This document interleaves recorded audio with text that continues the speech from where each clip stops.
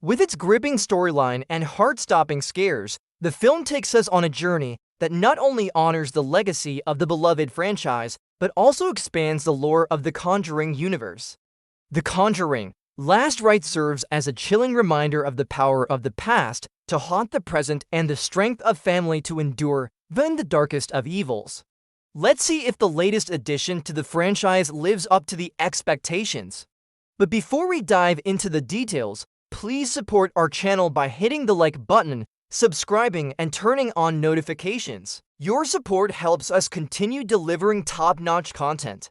In the heart of Connecticut, the year is 1986. Lorraine Warren, renowned demonologist, is anticipating the arrival of her granddaughter, Judy, and her boyfriend, Tony, for a weekend visit. Lorraine's daughter, Judy Warren, now an adult, is busy writing a book about her parents' paranormal investigations. As the weekend approaches, Lorraine shares a story about a haunted mirror from a previous case that she hopes will serve as a warning to her daughter. The mirror, she explains, holds a malevolent presence. Despite Lorraine's efforts to discourage her daughter from using it, Judy is intrigued and insists on examining it. However, Lorraine forbids her daughter from taking the mirror home. Although initially skeptical, Judy eventually agrees. Meanwhile, halfway across the country in Pennsylvania, a young boy named Christian is preparing for his first day of school. He's excited but apprehensive. His father, Roger, tries to reassure him, promising that he'll make friends. During breakfast, Christian reveals that he's afraid of the dark. His mother, Debbie, jokingly suggests carrying a nightlight or a crucifix, but Christian prefers the idea of a gun. Debbie finds a way to turn the conversation away from guns, but Christian persists, wanting to know why there's no longer guns allowed in schools. Christian's sister, April, arrives late for breakfast, having snuck out the night before. She claims she didn't go far and only stayed out because she didn't want to wake them. Debbie suspects she went to a party, but Roger dismisses her concerns, believing their eldest daughter wouldn't put herself in danger. As Christian prepares to leave for school, he asks his father if he can come along, but Roger insists that it's not appropriate for him to be there. Before leaving, Christian grabs his nightlight from the kitchen windowsill. At school, Christian struggles to control his emotions and gets into trouble.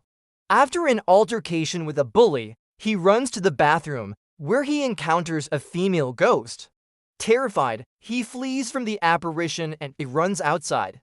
Outside, he finds a man who offers him candy and tells him to calm down. Christian refuses the candy, reminding himself of his parents' teachings about talking to strangers. However, he accepts a ride home from the man, who drives a car similar to the one his father uses. Back home, Christian shows his sister the ghost he saw at school. April reassures him that it didn't happen and that there aren't ghosts at school. She encourages him to accept that girls don't like him because he's fat. Christian tells April he wants a real gun, but she mocks him, suggesting he should be happy to have his teddy bear. Debbie enters the room and scolds April for upsetting her brother. Later, as Debbie helps Christian with his homework, he expresses fear about the upcoming Halloween party at school, worrying about being alone. Debbie reassures him that she stay late to ensure he doesn't miss the bus home. That night, April sneaks out again, intending to attend the Halloween party. She takes Christian's nightlight with her, which he notices and tells his parents. Christian believes his sister took the light to protect herself against the ghost he encountered at school. Meanwhile, at the party, April tries to flirt with a guy wearing a hockey mask. Another girl dressed as a witch confronts April, asking for the return of a doll that April stole. The witch, furious about the missing eye on the doll, threatens revenge. At home, Christian's parents discover a drawing he made of the ghost he saw at school. They question him about it, and Christian reveals that the ghost is the reason he wants a real gun for protection.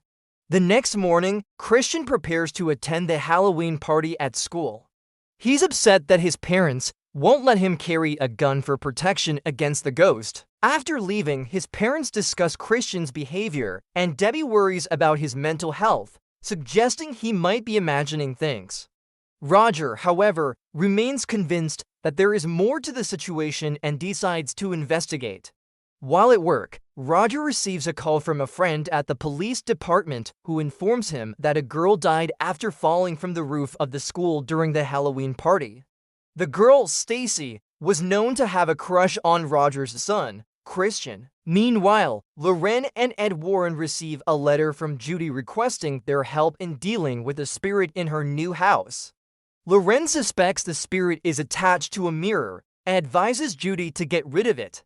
However, Judy refuses and instead asks her parents to come investigate.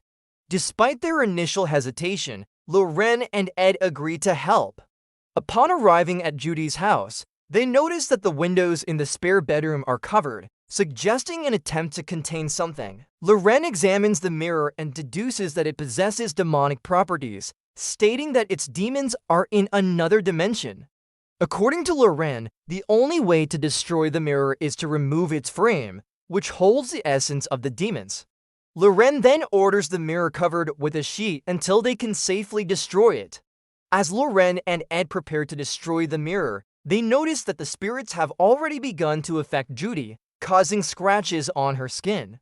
Just as they complete the ritual, Judy appears, expressing anger over their actions. However, Lorraine assures her that she is safe and that the mirror's destruction will bring peace to the house. Once destroyed, the spirits can finally rest. The film concludes with Judy realizing that the house is now free of the spirits and thanking her parents for their help. Back at home, Lorraine discusses her concerns about the mirror with Ed, emphasizing the importance of destroying it. The mirror, they believe, could pose a significant threat. As Lorraine falls asleep, she experiences a vision of her daughter and granddaughter battling demons. Shaken by the premonition, Lorraine wakes up Ed to share her vision, expressing her belief that the war against Satan is escalating. Lorraine and Ed decide that Judy must be warned about the mirror. In a surprising twist, it's revealed that Lorraine passed away. The film shifts to a flashback, showing Lorraine's death in the late 1980s. We learn that following her death, Ed continued working alone, handling cases with Lorraine's files, including the one involving Judy. The film then moves to the present day, where we see Lorraine and Ed interacting, indicating that Lorraine is now in heaven. She expresses confidence in Ed continuing his work and assures him that he will eventually join her. They share a heartfelt moment of love and support before Lorraine guides Ed toward a light, signifying her departure. The presence of angels is acknowledged, and Ed understands that Lorraine's soul is now at peace. The film concludes with Lorraine and Ed standing together, united in their eternal love and commitment to the fight against evil. Now let's move on to the review. The Conjuring Last Rites is the fourth film in the Conjuring universe franchise, which means it's had plenty of time to establish its core elements. The film does an excellent job of immersing viewers in the world it created over the years. The atmosphere is thick with tension, keeping you on edge throughout.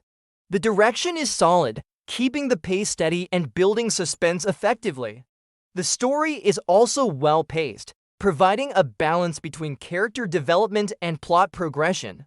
The twists and turns keep you guessing, and the resolution is satisfying, bringing the story full circle. What truly sets this film apart is its fantastic cast. The performances are top-notch, with each actor bringing their A-game. The chemistry between the lead actors is undeniable, making their interactions feel authentic and engaging. The supporting cast is equally impressive, adding depth and complexity to their roles.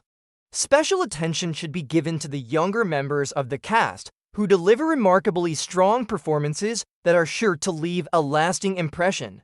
The film's themes of faith and family are handled with sensitivity and depth. The exploration of these themes adds a layer of emotional resonance to the story, making it more than just a scary movie. It's a story about the bonds that unite us and the strength we find in each other. The film's visuals are stunning, creating a haunting and memorable atmosphere. The cinematography is top-notch, capturing the essence of each scene and enhancing the overall impact of the film. The production design and costume design are equally impressive, transporting you to another time and place. However, despite its strengths, the film does have some weaknesses. Some of the jump scares feel unearned, and the film's reliance on them may leave some viewers feeling disappointed. Additionally, the film's ending, while satisfying, may not be to everyone's liking. Some may find it too ambiguous or open-ended. Nevertheless, these weaknesses do not detract from the overall excellence of the film. Overall, The Conjuring: Last Rites is a phenomenal film that delivers on all fronts. Its direction, story, cast, themes, and visuals come together to create a truly unforgettable experience. If you're a fan of the Conjuring universe or just looking for a great horror film, this is definitely worth watching. It has a masterclass in storytelling that will keep you on the edge of your seat until the very end. So grab some popcorn, turn off the lights, and prepare to be terrified.